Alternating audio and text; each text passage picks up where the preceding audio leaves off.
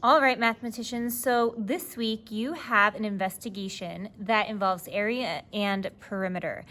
And your job is going to be to find 4 exact rectangles that match the exact dimensions for area and perimeter that I've given you. So I said that wrong. You are going to find the dimensions for the area and perimeter that I give you. So here's an example. You are going to be told that the area of a certain rectangle equals, for example, let's say 16 square units.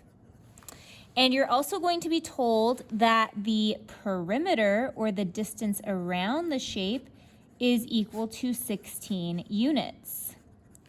And your job is going to be to determine, what does that rectangle actually look like? What is the length and what is the width of that rectangle? There is only one that will work.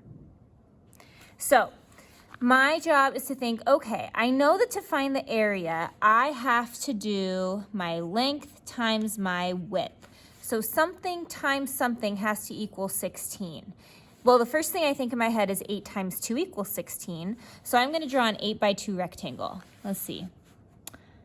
1, 2, 3, 4, 5, 6, 7, 8 by 2. 1, 2. Okay. So this is 8 units by 2 units.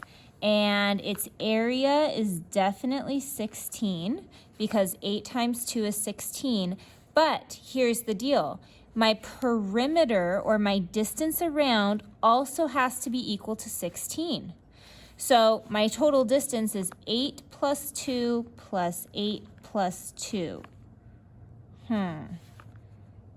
8 plus 2 plus 8 plus 2. That's more than 6. That's not going to work, because that's more. 8 and 8 is already 16, and then 2 more would be 18, and then 2 more would be 20. Shoot! My perimeter equals 20. So I did not find a rectangle that had an area of 16 but a perimeter of 16. So that can't be it, okay? I'm going to try to find another one. So I also know to make 16, I can do 16 times 1. I don't think that's going to be it, though, because one length is already 16, right? I'll show you what I mean. So I need a length of 16. 1, 2, 3, 4, 5, 6, 7, 8, 9, 10, 11, 12, 13, 14, 15, 16 by 1. That would work for an area of 16 units by 1 unit. Area equals 16. But my perimeter would equal 16 plus 16 plus 1 plus 1. And that's way too much. I don't even have to add that up.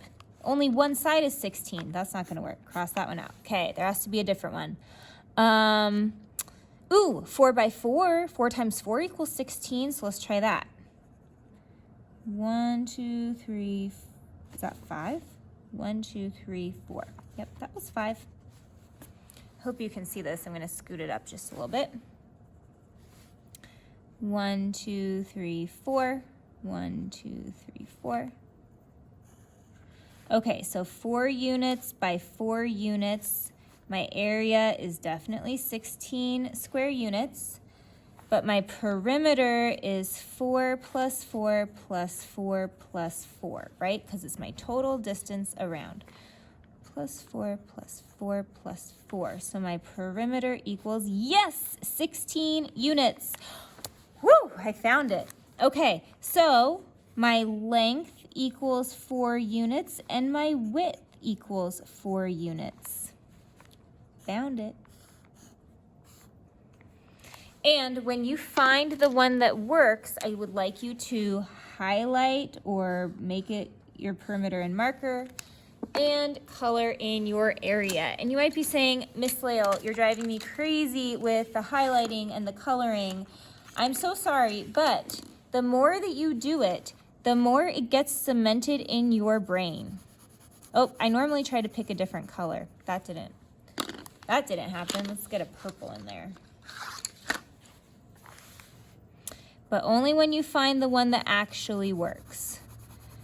So it might take some hunting. You might find it right away. But what I want you to do, and I could label this rectangle number 1. And it's helpful if you label it, because then when you go to record it in your assignment, in the table that I've provided for you, you can just find rectangle number 1 right here. And all you are doing in the table is recording the length and the width. So you would say length equals 4 units and width equals 4 units. You only have to do 4 of these, but you do need to insert a picture as student work of your pages that you investigated on. Okay, so one last reminder, you are being given the area of the rectangle and the perimeter of the rectangle, and your job is to figure out what that rectangle actually looks like. This had an area of 16, this had an area of 16, and this had an area of 16 squares, but their perimeters were all different, and this is the only one that also had a perimeter of 16 units. Okay, happy investigating.